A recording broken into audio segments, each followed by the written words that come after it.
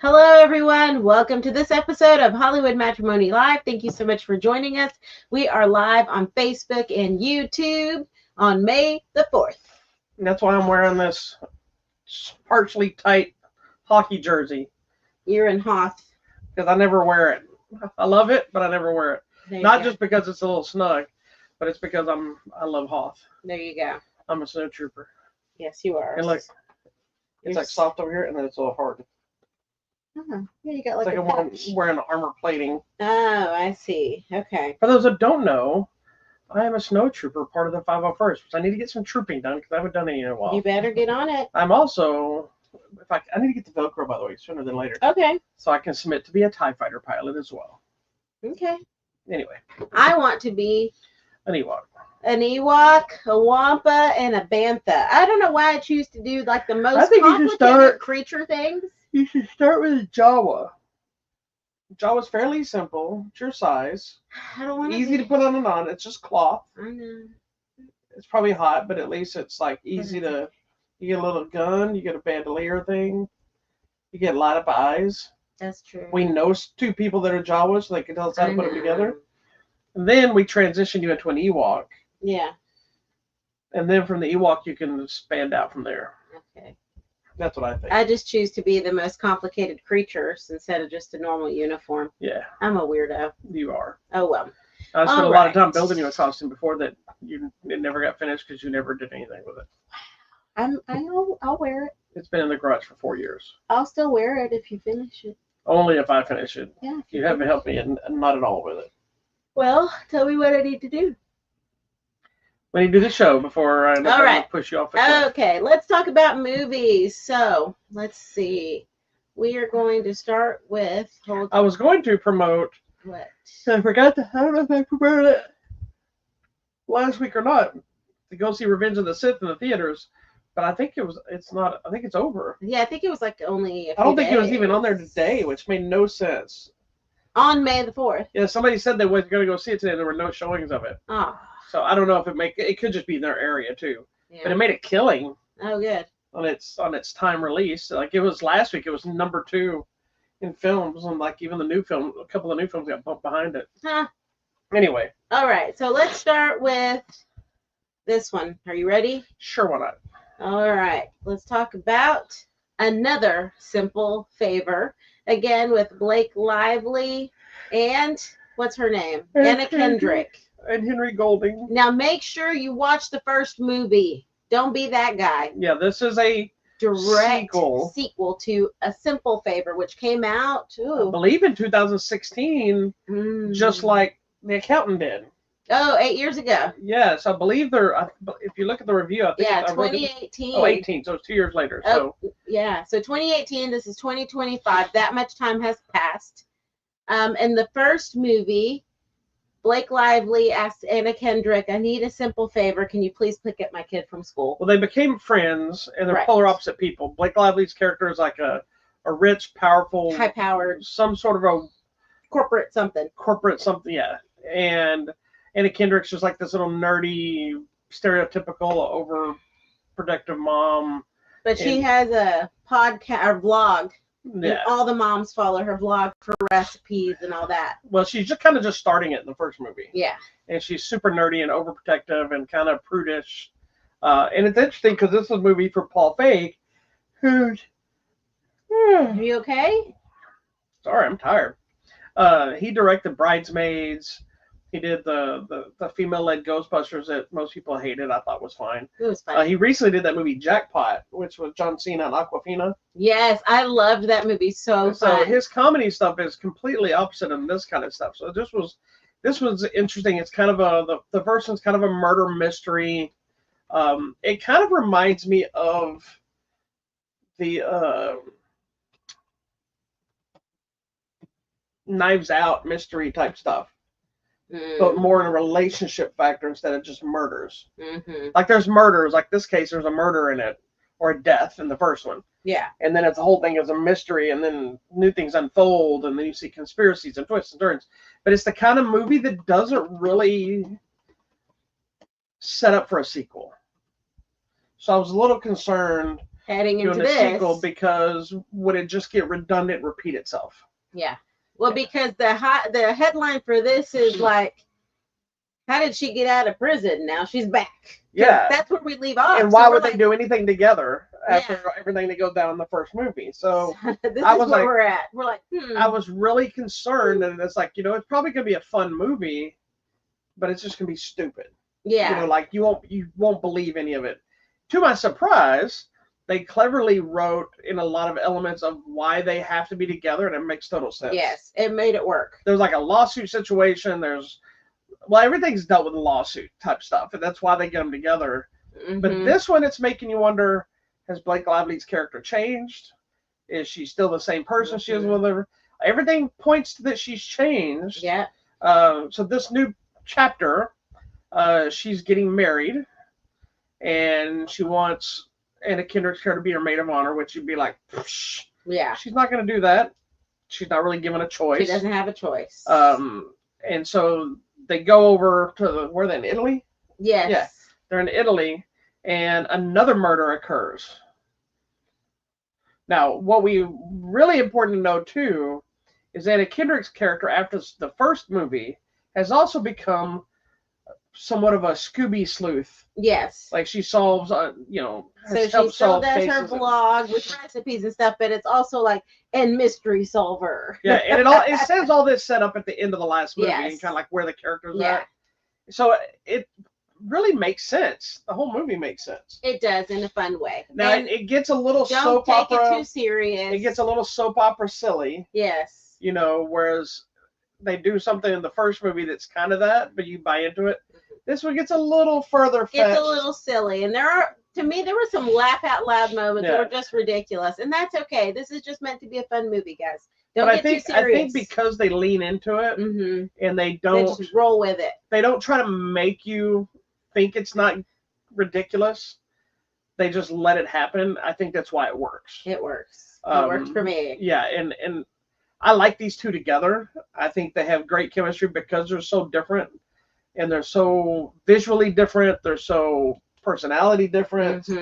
But Anna Kendrick's character has kind of evolved to a little more verbose, strong woman than she was kind of meek in the first movie. So their banter, I think, is even better in the second one. It is. It's much better. They're constantly taking jabs at each other. But there's this weird dynamic of they're still really good friends. They're still friends. But they don't really trust each other because of the events of the previous film. Correct. And it kind of makes you wonder, like, why would you even be friends with them? But at the same time, you're like, you also kind of understand it.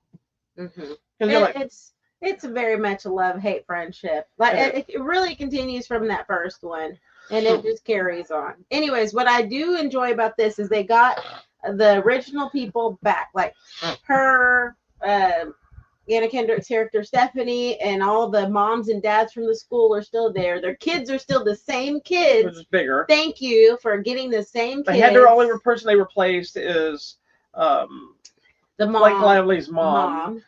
Because she had other commitments, so they replaced her with I forgot her name now. You told me. Oh, well, it doesn't really matter. It doesn't matter. Anyway, she was replaced, but she has a kind of a smaller part. Yeah. But they had to replace her with a different actress because of other commitments. Jean Smart, I think, was who was in the first movie. And she's in another TV show. So anyway, she's very busy. And for the size of the part in this movie, I can see them not really leaving the show to do that. Emily Nelson, Elizabeth Perkins. Elizabeth Perkins took up the role. She was fine. Margaret. Anyway, doesn't matter. But I appreciate that everyone's back. Yeah. Love that. Even the husband, Sean. Now we have a new love interest, which you can see in the background of the poster, Michelle Morone, which most of the ladies, well, I guess men too, I'm not going to say no, may know from the Netflix series, The 365 Days. 300-Pound Life? No, which was hot. So I hope they kidnap movie. Yes, but I hope they finish that last one because it's supposed to be a 3-parter. You women. So, anyways, they'll get so into weird stuff. I know. You got people being kidnapped. Y'all find sexy. They find a vampire that's stalking an underage teenager. Y'all find it sexy. Could be. they find the love relationship between like Harley Quinn and the Joker Yeah, it's sexy. a little bit disturbing. Y'all, for a bunch of people that complain about abusive relationships, y'all sure like abusive relationships. Anyway, let's get back to this movie. What I liked about the first movie, and even so in this one, it really is like a murder mystery whodunit. There's twists and turns. There's unexpected things. This time we have not just Blake Lively's mom, but also her aunt is there. And Played by aunt. Allison Janney. And so there's something shady going on. And as always, Stephanie is trying to solve the murder or the mystery and figure out what's really happening. You get some organized crime pulled into the mix this time. I love it, and so what this also does is the story works. Again, it's a little over the top at times, but you buy into it. It's fun. It's a good continuation. You gotta roll with it. And there's kind of a moment at the end that's setting up a third film. Maybe. But again, initially it would make you think, well, okay, a third one doing the same thing, the cliche. But they were smart. The events of this film sets up a whole different direction they could go for a third film. And I could see them kind of figuring out different ways to keep making these movies. I think it was a very smart choice to do a streaming release, because I think it's that kind of audience now. That's not I don't know if this would have done great at the box office. It could have. I mean, the first one did really good at the box office, but it was a different time when it came out. I think streaming is great for this, and it offers them up to get, if it's success for the streaming service, offers them a probably better chance of making a sequel than it would be at the box office and not making the money they wanted it to make. So check out Another Simple Favor. It is on Prime Video now.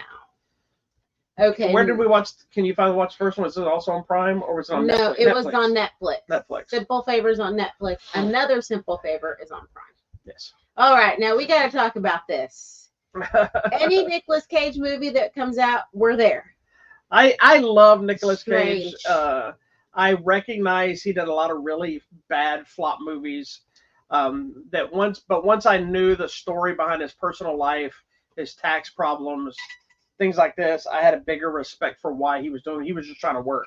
He was just trying to pay off money. his bills.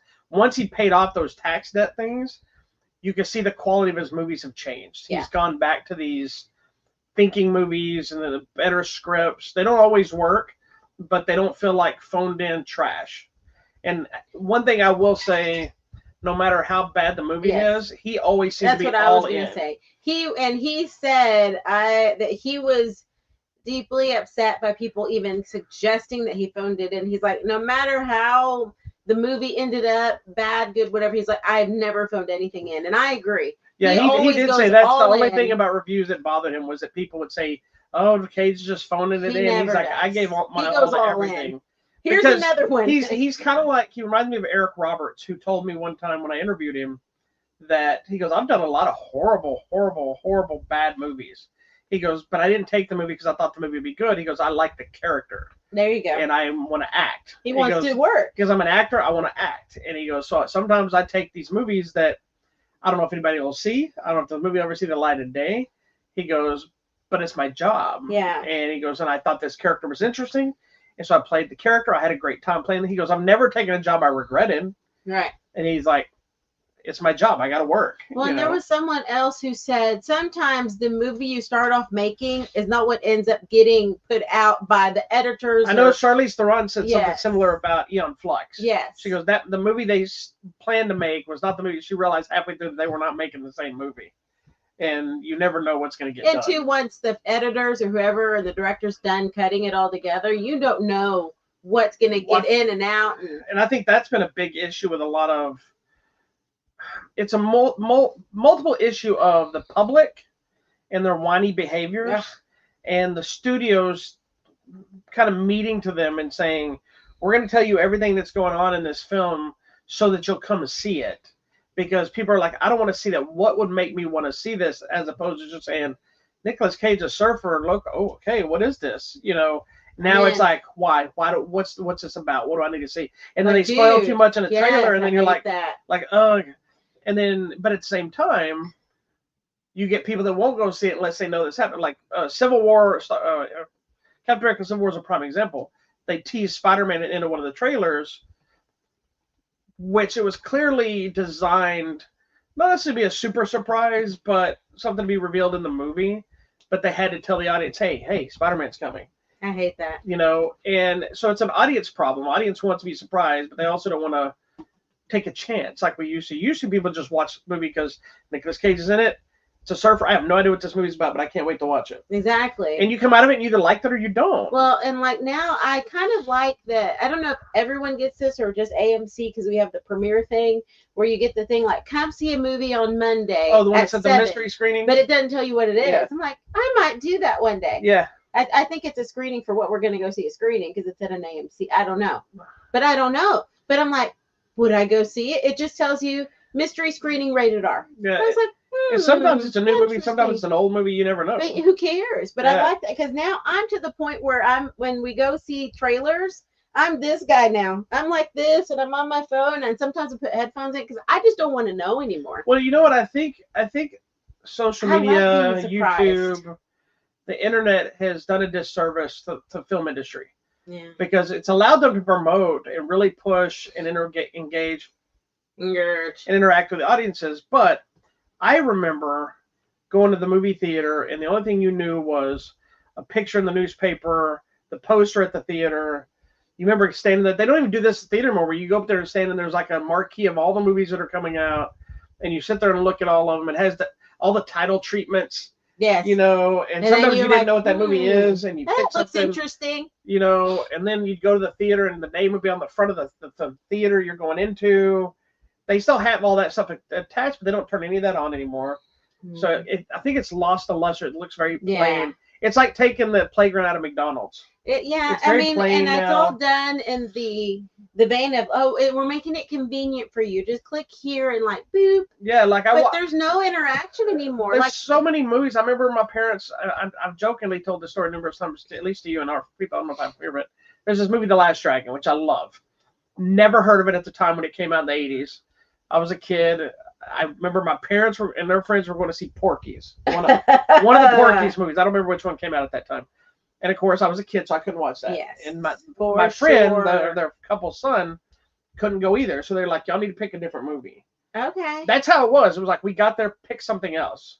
We were like, we don't know what this crap is. I saw The Last Dragon. I'm like, it's either karate or there's a dragon in it. Yeah, fine. And it's PG. We can watch this. Yeah. When they watched it, we were both like, what the hell are we watching? It was Motown, there was singing, and there was karate. I walked out of that movie, and they were like laughing. And did you enjoy your movie? I'm like, I just saw the most amazing movie I've ever seen in my entire life. Show enough. And it's that kind of experience that you don't get anymore. You don't. There's no surprise anymore, and I think that's what I miss. I was trying to find our costume picture where we dressed up at Last Dragon. Anyway, it doesn't matter, but I agree, and it's even the same thing. Like I miss the Blockbuster days, where you can just go pick up the box and read, and you're like, pick the movie based on the cover art. Yeah. Which pissed you off more often than not because the cover art does not always represent the movie. No, but that's what the fun was because then you're like, yeah, this was like a big NO, but my favorite, and then we got to get into this movie, but my favorite was when they would get the brothers of famous people. Yes. To play this in these straight to video movies. I'll never remember a movie. Baldwin. I remember a movie come out and it was this action movie, and I worked at video store for years. So I used to watch everything, and it was like Swayze, Stallone, and it was Frank Stallone, and I don't remember Swayze's brother's name, but I'm watching this, I'm like, where are these people? And then I see the credits, I'm like, are you kidding me? It's them, buddy. But they didn't lie. It's not false advertising. No. That is those people's names. They were there. They were there. So hilarious. Anyway, let's talk about The Surfer. Nicolas Cage's. This is one of those kind of movies that you may not ever see anything about, and then you get to pop up. Hope people see and that's what kind of that movie this is. You should go into this movie fresh with no knowledge. No. I knew nothing about this movie other than Nicolas Cage was in it and something about a surfer. And with the image here, clearly there's going to be a problem with somebody. Yeah. It's not the movie I thought it was going to be. I thought it was going to be like fighting the locals. This is like a really almost psychedelic descent into madness. Yes, totally. But it is beautiful. So that the comment on the poster is like the Nicolas Cage Renaissance continues. I love this movie. So Nicolas Cage takes his son to the beach because he's like, this is where I grew up. My family house when I was a child is up on this Australia. Yeah. He's like, well, let's just surf out. And from the water, you can see the house on the hill. That's where I grew up. And I'm going to buy this house so that you and I can like live there in the summer. Right. So he's just just trying to go surfing, and then they're like, no, locals only, man. Yeah. Fisticuffs. And that's where our drama starts. It's kind of like that middle ground of Point Break. And then that's kind of exactly where it stops being. Who is the guy that's the leader of, the guy who played Dr. Doom in the original Fantastic Four movie? Julian McMahon. He plays kind of the local guy, head surfer guru, whatever you want to call him. He's kind of the Patrick Swayze of Point Break in this movie. But it's interesting because there's a lot of juggling parts here, because it's Nicolas Cage is for some reason waiting at this beach, not just to surf, but he's trying to get a hold of the people about the offer on the house. He's making an I offer. guess he doesn't have anywhere to go, so he's just staying in his car at this beach. He's waiting for the broker to call him. I know, but I don't know why he doesn't go to a hotel. Okay, well, see, if you remember, I don't know. So at the beach, right where he's parked, that parking lot, you can go down to the beach, or you go up the stairs, and that takes you to the house. I get that part. So he's waiting there because the guy was supposed to come show the house. Right, but he stays there for days. Well, for one thing, his electric car runs out of power. Yeah. His phone runs out. There's a payphone, so he's like, I'm going to wait by this payphone. So then he ends up spending the night to wait by the payphone. Yeah, I got to that part. By the time we got there, I got that. Yeah, but I don't know why originally, because there's like a the first day he takes his kid. His kid, I guess, leaves on the bicycle, and he says they're waiting to talk to the broker and the guy showing the house.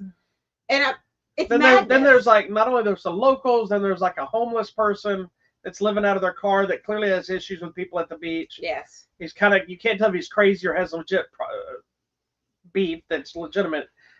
There's like other surfers that are coming, and so now he's warning people that are coming there that are not locals, like, hey, be careful, they're very strict about not locals. And then there's like a girl that's a photographer. So he's interacting with all these different random people, even police that come to the beach. And nobody's helping him. Everybody seems to be against him. But then you start wondering. He slowly starts acting crazy. Yeah, he starts kind of losing his mind, because it's that chaos of, it's kind of like when you're at work and somebody sends you an email, do this project, then you get called into a meeting, then you try to go pick up lunch, but in the middle of lunch they call you about the meeting, and then you go back to the project, and these things are happening. It's just slowly making you go nuts. And it makes him, so first of all, so he takes his kid down to the beach, right? They have the wetsuits on, they come back, they get beat up where they come back. So now he's all beat up. But then he puts his regular clothes on, but he doesn't put his shoes back on. Yeah, he's walking around barefoot. So then he's walking around barefoot. So then the police are like, we got a report of like some homeless dude walking. He's like, dude, I'm not homeless. Here's my car. His behavior and being in the heat and trying to get things slowly makes him Then he runs out of water. His phone doesn't charge, so he can't pay for any food. And then he's waiting for the call. Then his car runs out of power. And then a few days later, and the lady with the photographer, he's like, you remember me, right? And she's like, yeah, here's your photo with your car. He's like, they stole my car, but they basically towed it. Yeah. So, I mean, it's like he can't get the break. It's like he has no phone, no car, no shoes. He goes to like a little concession stand, coffee stand. Yeah. And trying to get the guy to charge his phone for him. Yeah. And the guy, he's like, I can pay you for this coffee. It's on my phone, but I need you to charge my phone. And the guy's like, I don't know charging. So he finally convinces this guy to charge his phone. He gets his coffee. And like right as he's about to take a drink, somebody knocks it out of his hand. Boom. Then the guy disappears with his phone. Yes. And it's like, he's like, you never gave me your phone. And I'm like, oh my gosh, did he or did he not give him his phone? Well, and here's what's weird. So the movie starts taking almost the psychedelic supernatural element of, not supernatural like ghosts and spirits, but like mind. Like, is he going crazy or am I going crazy? Yeah, you don't know if it's him, are we seeing the real things? Is he not really the person we think he is? Is he some other character? Is he gone through some things? Is he even really trying to buy a house? Is he really trying to learn a server? Is he actually local or is he not local? Does he know who people are? Dude, is he actually really homeless? Yeah, what is happening? And what happens, the final act is the part that's going to divide most people, because when you finally kind of get the reveal of what's really happening, it's kind of stupid, in my opinion. I liked it. It works. But it takes you out of everything you went through to take you in a completely different direction, which I got what they were doing. I just thought, I was like, oh, really? That's where we're going with this? But then it takes like another turn that I liked. Yeah, at the very, very end. Because basically we're finding out that, yes, he's not the only person that's gone through stuff like this. He's not that. he may or not still be crazy, Yeah. but a lot of it has to deal with some past trauma that he had with his own father on this beach, and now he's there with his son, living through this traumatic experience. Maybe we don't know. It's a movie that's kind of an experience. Yeah, but most of his movies are, which is what I love. He's manic, and one thing I will say about Nicolas Cage is Nicolas Cage, I think, is a brilliant actor. I think he's very underrated nowadays. For a long time, he got a lot of praise. He's been nominated for an Academy Award for Leaving Las Vegas, and he's got a lot of great performances. But I think when he's able to cut loose and just be crazy manic is his best. Yeah. Like even movies like The Rock, when he goes crazy, but like the last half of that movie, and that or in Face Off when he goes butt crazy, he's just really good at it. Yeah. And in this one, he's got that. He also plays really good at being sensitive. Yes. And like almost like whiny. Mm-hmm. And he can turn that manic into like feeling sorry for him. Like he cries and he's like, you can tell he's given everything he got to this movie that he knows that nobody may ever see. But he is all in every way. You know, and I feel like too, this really is him. And it's him alone in a parking lot or in his car in a parking lot for the majority of the movie. Just him like making phone calls like, I need to buy this house, I need this deal, and my son, and this and that. And it's him in a confined space.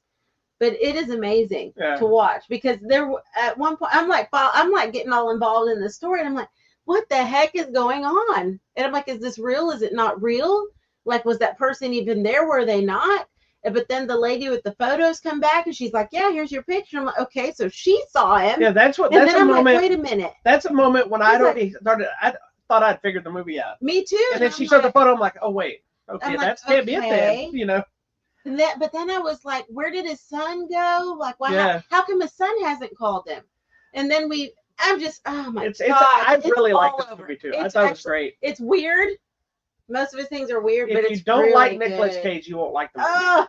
But if you do, you need to just sit down, let the movie play. Just let it come on. You may hate the ending and where it goes. Nah. You may love the direction it goes. I liked it. Either way, I think it's one that's worth checking out. I think so too. Very good. The Surfer's in limited release, and I'm assuming it'll probably be on demand and digital. Yeah. Already, because it's just that kind of release. Yeah, I'm waiting for his next movie. Which one? This one. Oh, Gunslingers. That one actually looks good. It looks good. I like the trailer. We never watched this one. It's on. It's on whatever. The horror. Shutter. Yeah. Anyways, okay, so check it out. They keep talking about they're developing a Face-Off sequel. Oh man. And it was like a whole nother group of people or somebody, but supposedly at one point they were talking to Nicolas Cage and John Travolta about bringing him back. So I hope it happens, because I would be excited for that. I mean, that'd be interesting. Face Off is one of my favorite Nicolas Cage action movies. Yeah. Con Air is right up there too. Con Air is pretty badass. Especially when he's got his long hair and he's doing this scene. His hair is blowing in the wind. His stringy hair blowing in the wind. Anyway. That was the moment Nicolas Cage became an action star. Oh. Because he did The Rock, but Con Air was the movie, man. That was the movie that he was kind of buff. He did some karate in it, you know, and he's just full on. He carried that movie with his long, luscious hair and his tank top, you know, and kicking ass.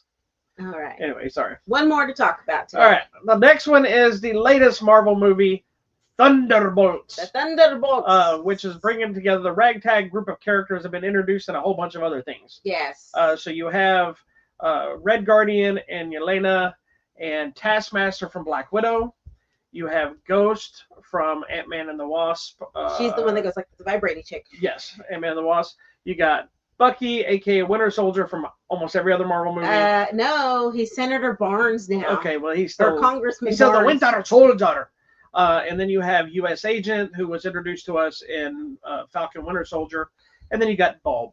Bob is the new addition, not from the group New Addition. He's the new entry in the movie.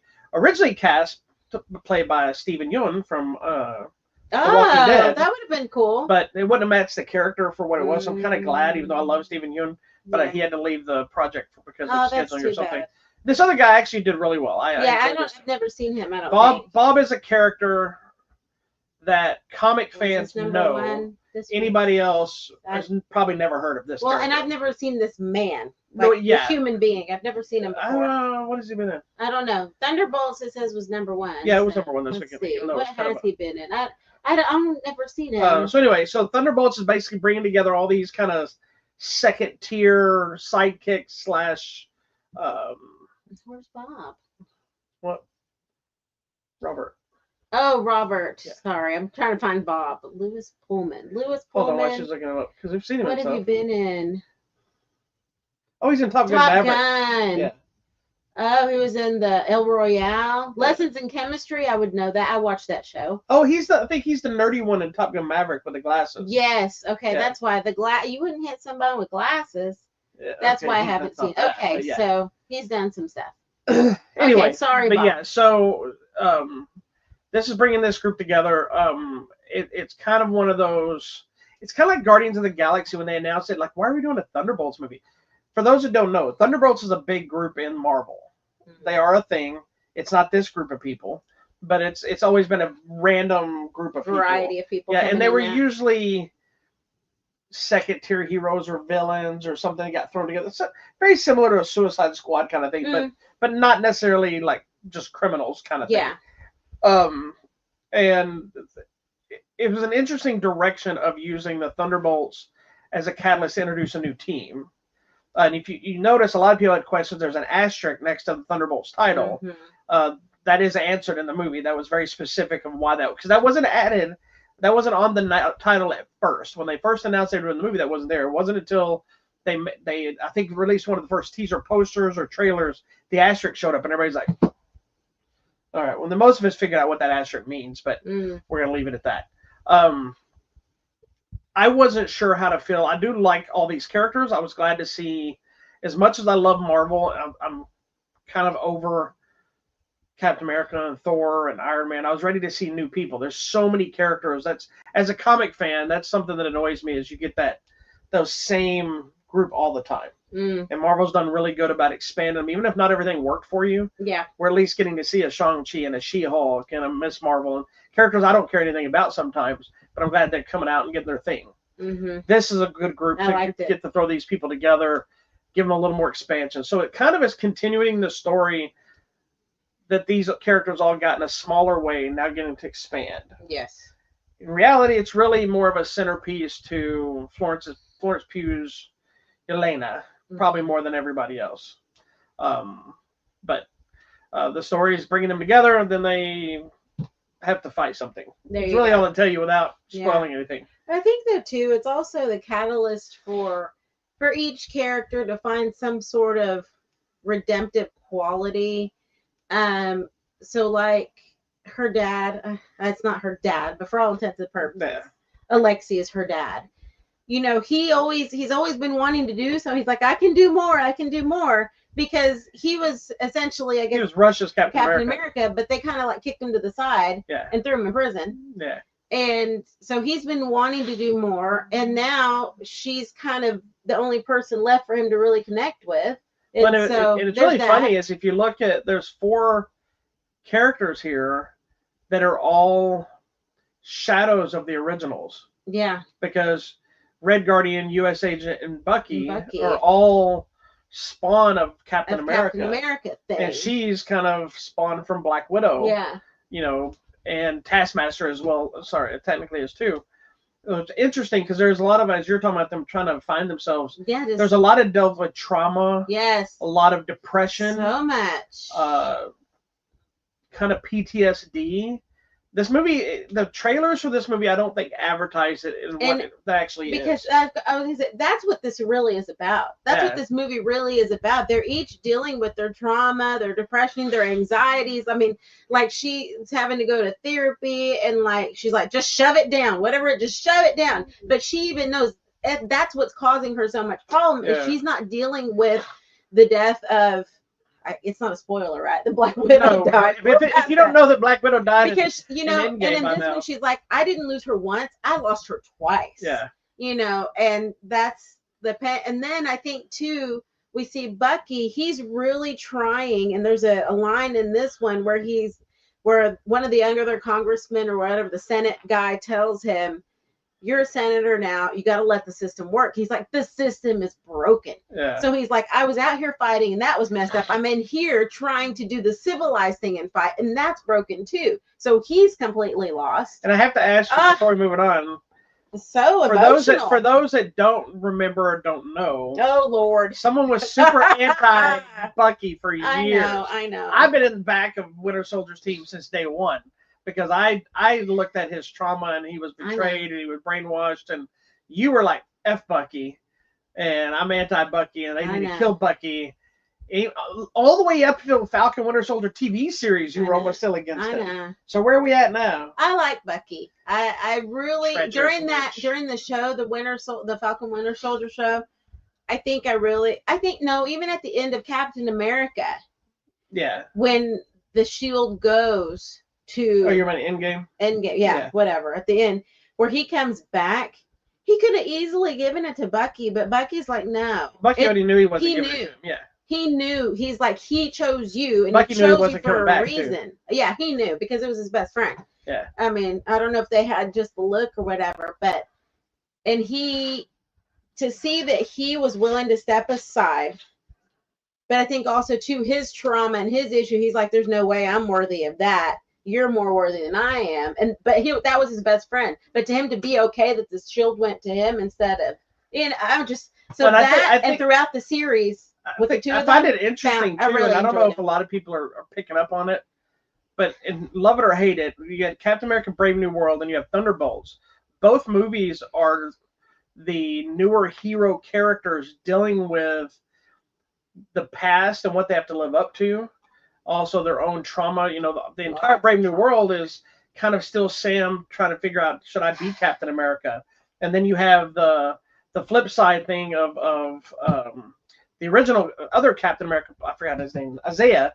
Yes. And about him, you have the cultural thing of a black person and how they're treated in the U.S. And why would you want to wear the flag? In that show, he's like, they will never accept the black so you're dealing with that underlining thing, not just the I'm Captain America thing. And in this case, the Falcon Winter Soldier show kind of split.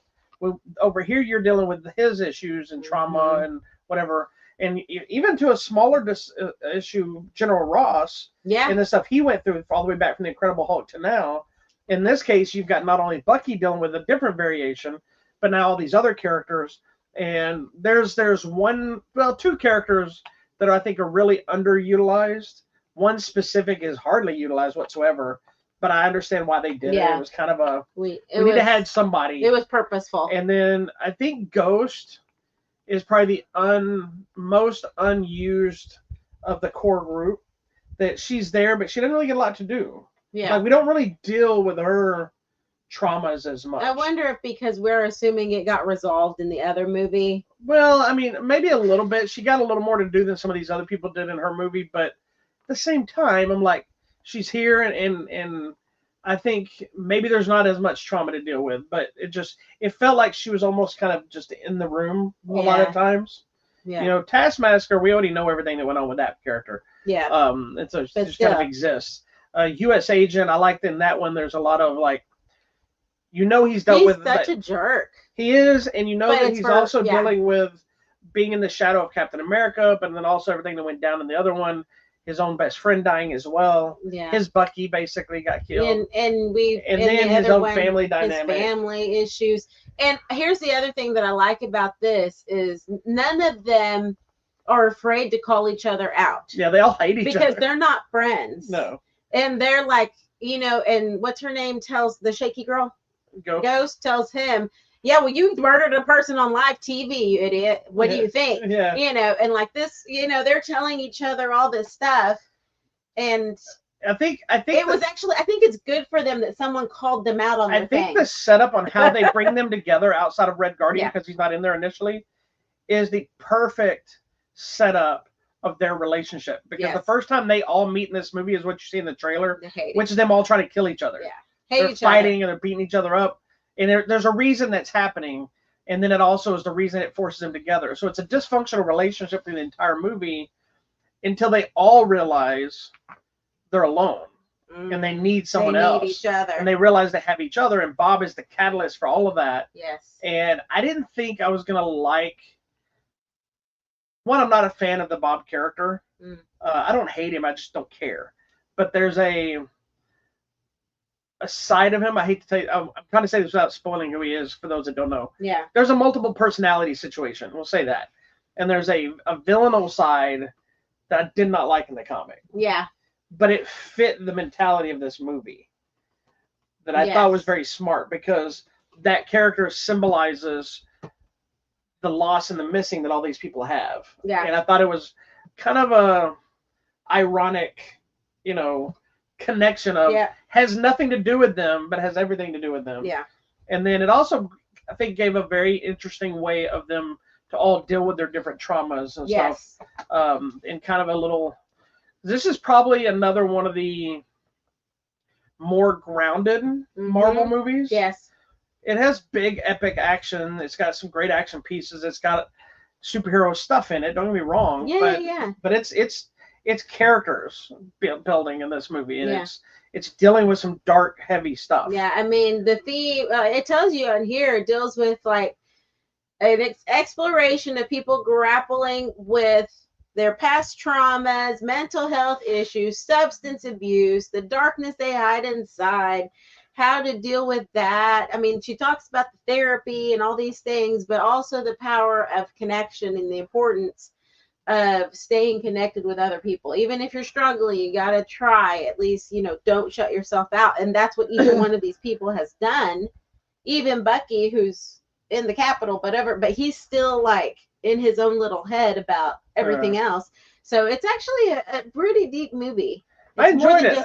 It's probably it's probably leading into one of my more favorite Marvel movies in the last few years. I really enjoyed this one. I hope it's one of those that people find it's a path back to what they were hoping for. I think I unapologetically tell anybody that asks me, there's not been a Marvel movie come out that I hated. Yeah. I just liked a couple. I didn't like Eternals is one of those that it's grown on me some now, but it's because I felt we got thrown into a story that already existed. Had more. Yeah. I think it should have been a TV series instead of a movie. Because we were dropped in the middle of there's too many characters to deal with it. It's very Game of Thrones level cast, and we had no build up to them. Yeah. I'm also not a fan of the Eternals, so that didn't help. But I still, the side of me that grew up before all the people, the bandwagon people that, like, the risk of saying people like you, who were not comic fans and thought comics were stupid or just didn't care or whatever the case. You're a nerd, you're a geek, whatever. I had comic books. I loved the stuff before they ended up on the big screen, and never expected to see any of this stuff on the big screen because it never was going to ever happen, never going to work. And so for me, I'm able to separate my fandom and be happy it exists. Yes. And be able to say, you know what, I'm not a big fan of this movie, but I still like it. I still had a good time with it because I got to see Red Guardian come to life. It's not the Red Guardian the way I thought he was going to come up. He's so fun, by the way. There's nothing way I would have ever thought Red Guardian would be played. And I love every minute of it. I love him. He shows up. He's like, Yelena, I'm over here. Like, I hated in the comics. I hate Thor. So funny. I hate the Fantastic Four. You did not like Thor. I don't like Black Widow. Nope. I'm not a big fan of Bucky or the Winter Soldier at all. I do love U.S. Agent, but originally I was not a fan of U.S. Agent's live action persona. I think it was that first mask he had. For some reason, made him look weird. Yeah. I think it's the beard. I think the beard fixed it. Because remember in the first one, he looks like the old man from Up. He's got better beard. It looks like somebody took the old man from Up and put him in U.S. Agent costume. That first shot with his face. Yeah. I think the beard fills it out and makes him look just cooler. And he's in the proper Winter's U.S. Agent outfit now too. So there you go. Anyway, I really like this movie. I thought it was fun. There's 2 after credit scenes, one mid credit that's just kind of a funny throwaway, and then there's one at the end of the film that's setting up some of the future, and I think fully cemented my theory of what's going to happen in the next movie. It is the longest after credit scene to date. Really? I think it was like 2 minutes, a little over 2 minutes. Yeah. But it's kind of set up the next direction of what's going to happen, and hopefully we'll see more of these characters. I know we'll see some of them that what he announced for Doomsday, so we know some of them are going to show up. I think they were trying to be careful on who they said, so they didn't know if there's people that made it or didn't make it out of this movie. They didn't want you to think you know, hey, we're already cheating you and telling you. Yeah. But there you go. Check it out. It's anyway, in theaters. Thunderbolts is in theaters. It was #1 this week. And can I just say, I'm really tired of us knowing what movies make. I don't think we should know. Does it matter? It does. It does. It obviously on the business side, it does to the studios and there are people spending money. Totally get that. Yeah, people. But I think so many people get wrapped up in the box office numbers. Yeah. That they bash movies that it was a flop. Well, I'm not going to see it. It bombed. No. Right. But there's so many movies that don't make any money that are fantastic. And I think like the news article, this movie made $74 million this weekend. So 76 now. 76 million. Yeah. Which again, I thought that's good, right? It is good, but the articles say is below Marvel standards. So they've already created because all Marvel movies always made 100 and something million opening weekend. It's immediately saying, well, this is a flop. It's not. It's great. You know, and it's just you get enough problems with people that either only focus on Rotten Tomatoes or they only go by they hate Disney or they go by whatever their friend says and they refuse to give anything a chance. When you add the money thing, because there are certain people that will not watch a movie if it does bad at the box office, they assume it sucks. I'm like, one thing has nothing to do with the other. I tell you what, I can't stand the people that won't watch anything in a foreign language. Y'all are missing out on the greatest movies. Yeah, that's a whole nother argument. Lord have mercy. And I would like to do another big shout out for AMC for having their subtitle screenings. Yes, thank you so much, AMC Theaters. I was able to go watch this one with subtitles, so I could. And it actually helps me sometimes because some of these people mumble or I miss some of the character names because I don't know who all these people are. So it helps. And Bob is fantastic in the movie. Yeah, he is, sir. Who I do have seen you and didn't know I'd seen you before. Yeah, he's great in the movie, and yeah, really good. I enjoyed it. Thunderbolts is good. All right, tell me what's coming out. That's a good question. On the video. It's another kind of a smaller week, I think. We got Ultraman Trigger, the complete series. The Seed of the Sacred Fig, which is one of the movies I think got a lot of hype in the award season. In the Heat of the Night is getting a 4K release. Oh, wow. The movie, not the TV series. Oh, okay. I was like, I'll watch TV series. Well, the movie is... With what's his name? Was that... Carol O'Connor? Carol O'Connor. Was he in the TV series? He was. All right, because the movie's based on the TV series. Okay. I mean, the TV series is based on the movie. Lilo and Stitch, the original animated film, is getting a 4K release. They're putting out What Lies Beneath is getting a 4K release. Nice. Gladiator 1 and 2 are getting like a 4K 2-pack kind of thing. And that's pretty much the big stuff, as far as I know. Well, stick with me because there's a lot to tell you about. So coming out on Tuesday, to Video Demand and Digital, there is an animated feature called Dahlia and the Red Book. This little girl finds her father's unfinished novel, and it draws her into this world of magic and make-believe as she tries to complete the story. Also, we'll probably watch this. I'm excited. I know you are too. The Luckiest Man in America. This is based on the true story of the man who got on Press Your Luck. If you remember, no whammies, no whammies. He got on the show, but he figured out how to kind of, I guess, rig the show. He figured out the number pattern, basically. He was counting cards, essentially, on the show. And he was able to have the largest winning streak. He discovered some sort of flaw. And Press Your Luck history. And people get suspicious, and they come after him. Paul Walton Hauser, I think, and Walton Goggins, I think is in it. His big teeth are going to be I love Walton Goggins. I know. He's so good. He's good in everything he's in. He is good on everything. His best role is still Uncle Baby Billy from the Righteous Gemstones. Oh my God, he's so funny. He's currently tonight's a series finale of Righteous Gemstones, and he's currently making a movie about Jesus in the show. Okay, but it's called Teensus. Where he was supposed to be playing like a teenager Jesus. But the guy sucks, so he took on the role. Oh, so it's like Teensus, and everybody's like, what's Teensus? It's like, it's so funny. If you've ever watched Righteous Gemstones, the show is fantastic. Wow. Okay. There's a movie if you're interested at all in Wyatt Russell, Dennis Quaid, or Vince Vaughn, or whatever. Brooke, a contemporary western following this true story of Brandywine, bareback bronco rider, played by Wyatt Russell. That would be US Agent. Yes. This one I hope we can find online. It's called Field of Screams. It is this man who inherits a farm from his grandfather when he dies. So he goes out to the farmhouse, but he finds a living scarecrow named Billy, who's just made himself home at the property. Also, this one will be interesting if you find it near you on Video Demand and Digital, a movie called Finding Nicole, based on the true story of the same, based on a true story, a book of the same name, Finding Nicole, but also that says this was one of the most popular episodes on the TV show Inside Evil, where it shows all these crazy killers and serial killers and people, that TV show. Yeah. This was one of the most popular episodes based on the true story, Finding Nicole. All right. Coming out on Wednesday to Netflix, the Netflix movie this week, Last Bullet. This is the third and final installment in the Lost Bullet franchise. Last Bullet. I don't know if you're into the Lost Bullet franchise. Here's part 3. I don't know what that is. I don't either. Thursday. I don't know All you have to tell me is Sir David Attenborough. Oceans with Sir David Attenborough coming out on Thursday in limited release. I just love to hear his beautiful voice. Okay, coming out in theaters. I don't know. I think they sent me this. So we can watch Clowns and Cornfields, guys. Cornfield reminds me of Children of the Corn and Mallet. When it's directed by the same guy that did Tucker and Dale versus Evil, so made me excited. This movie is called Clown in a Cornfield, based on the local legend of Frito the Clown. Friendo the Clown.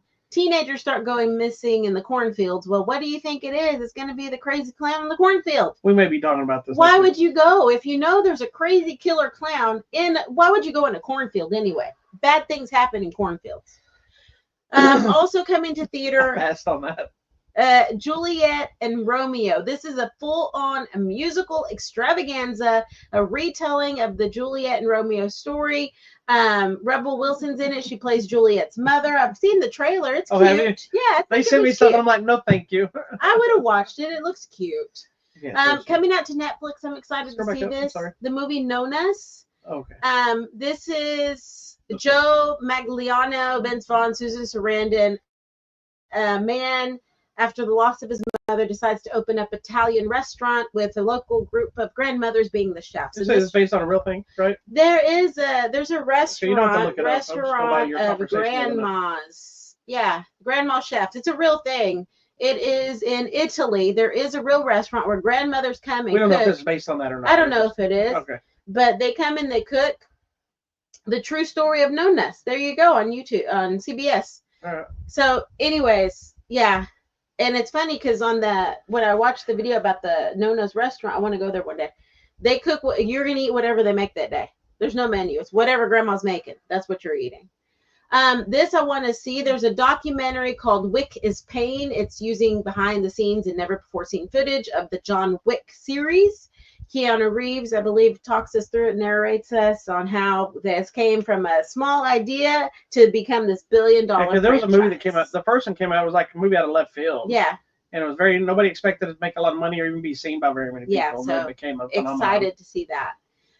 Also coming out on Hulu, The Summer of '69. Awkward teenager decides to hire an exotic dancer to help her seduce her high school crush, and craziness ensues, as always. That next one we won't be watching, yeah. Fight or Flight. A mercenary tracks down a target. But craziness must ensue because people are trying to kill both of them now. Yeah. What? Who's in this? Josh Hartnett. Oh, Marco Zerrar. Yeah. What he sent it to me. That's all I needed to know. Josh Hartnett's the star of the movie. Yeah. I love him too. Oh my God, there's a new movie. I posted a thing about it. I'm so excited. There's a new movie coming out called Diablo. It's Scott Adkins and Marco Zerrar. And it's directed by the guy that did The Redeemer. Oh. Who works a ton with Marco Zerrar. They're really good friends. So I'm waiting about I may be interviewing all 3 of those guys. And I've interviewed all of them before, but very excited. Nice, man. But the movie looks fantastic because Marco Zerrar plays like a serial killer. Oh, fun. And he's got like glasses and he's got like the little hair, but he's bald on top and he's like super weird. I'll show you the trailer. Oh, he looks that creepy. Fun. But then he's karateing people. Okay. Also, I wanted to tell you about the movie Feed. F-E-E-D. Feed. I didn't comb my hair today. It's Sunday. Coming out on the line, Video Demand and Digital. This, I wanted to mention it because this is based on the first woman executed of witchcraft in Sweden. The area has become a tourist attraction But now influencers have started to exploit the area, and craziness begins to ensue. This is a horror movie called Feed. A horror movie? Horror. Cryptic. The only tagline, sometimes you go hunting for a monster. Sometimes dead is the better. monster finds you. If you want to find that one too. This looked interesting. It's Don Johnson and a bunch of people. It's a group of criminals come to collect some stuff. This looks interesting. Don Johnson and a bunch of people. Criminals come to collect some stuff in Unit 234. What? But the storage facility lady is like, OMG, when she finds out, and she's trying to escape. That's kind of, there's tons of stuff online. Please go watch movies. What's the big one of this week? What did you say? I don't The remember now. the Clowns in the Cornfield. That's the biggest one this week? Yeah, Oh, Clowns wow. in the Cornfield and Juliet and Romeo. Oh. Those are the two that came There's out this nothing week. with theatrical. Oh, Nona's on Netflix. Yeah. That's it. I But no, thought- those are the two theatrical releases this week. Oh, okay. The Clowns and Romeo and Juliet. Huh. Who knew? Week after that's the what you call it, Final Destination. So. Yes, I'm excited. I am ready for Final Destination Bloodlines, gotta which start is what, watching part those again. 6. I'm ready. 6 or 7. Part 6. It Oh. says the 6th movie. All I right. watched them all last year because I was watching those 50 horror movies, but I'm going to watch them all again this week. All right. Moving on. Tell me about our free. We got some new stuff. stuff added to the mix. We got a few of the original old stuff still. We still got 4K copies of The Outlaw Josie Wells, as well as Batman Ninja versus Yakuza League. We've got what else do we have? Oh, I gotta scroll. She's not showing me what we have. We got 4K copies of Pell Rider. One more copy of Sonic 3, but that may end up ending because I'm pulling the winner tonight. And then we got More cleaning. some copies of 4K of Dirty Harry, and we got digital copies of Drop. Oh, so fun. That was a good And I'm movie. expecting a couple other new things this week. All right, that's it for us. Thank you so much for watching.